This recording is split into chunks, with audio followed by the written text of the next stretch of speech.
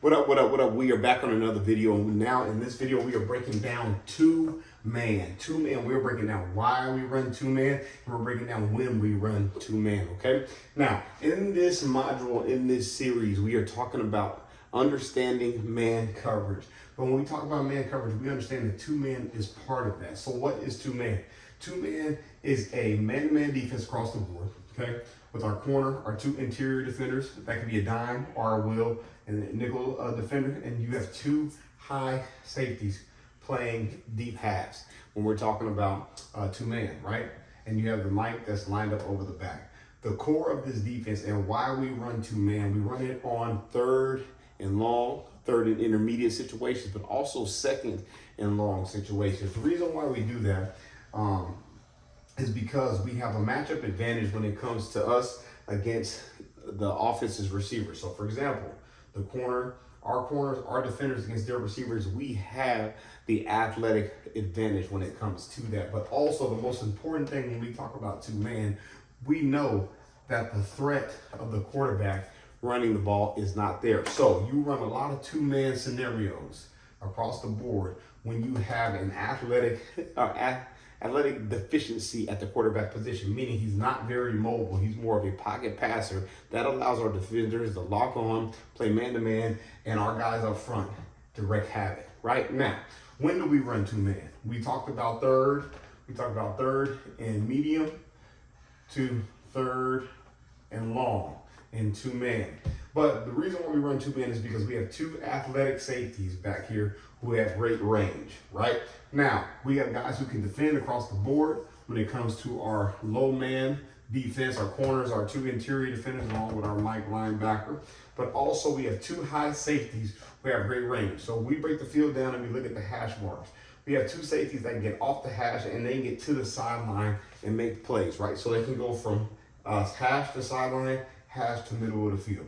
You also have two instinctive defensive players back there who have great eye contact and also anticipation when it comes to reading the quarterback, reading tone and tilt the quarterback, but also understanding the route concepts from the offense. So if we look at it like this, in two-man, when we look at a two-man scenario in its simplest form, more than likely what you'll get on offense is you'll get a 2x2 set, right?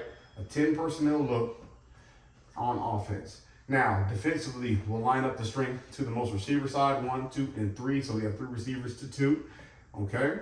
And when we line this defense up, we'll have our corner here, our nickel to the string. We will have our Mike head up over the back, which he's manned up on the back. We'll more than likely have a dime or a will linebacker in the corner here with our free and our strong. Now, the thing about two-man is this, is we still know that we're man-to-man across the board no matter what, that our underneath defenders are locked on. But the number one thing that we have to do along with the safeties is we still have to read our keys, right? Now, most defensive coordinators want the safeties to read 2 to 1. Depending on the release of number 2 is where the safety drops. So we always teach in our protocol system that our DBs need to read 1 to 2. 1 to 2. Why does that matter? If one gives us an outside release right now, we know that we have to widen at the safety position. The reason we have to widen is because more than likely that number 2 is running some type of out route. You have to create space in order for the out route to be there.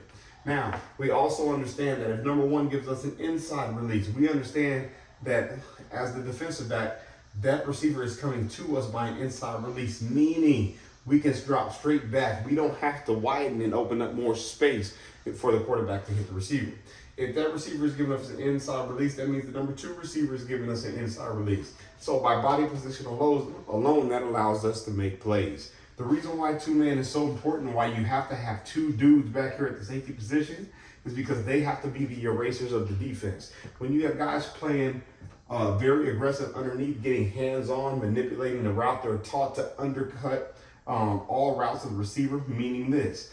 So if I'm that nickel back in this scenario and I say undercut, if this receiver beats me, that means me as the nickel, if he goes under like this or goes inside for a dig, I have to undercut that route because I know that I have help over the top. If I am undercutting that route, playing underneath, meaning I want the ball to get air over the top, that allows the safety to make plays. So these two safeties are huge factors on the success of two-man.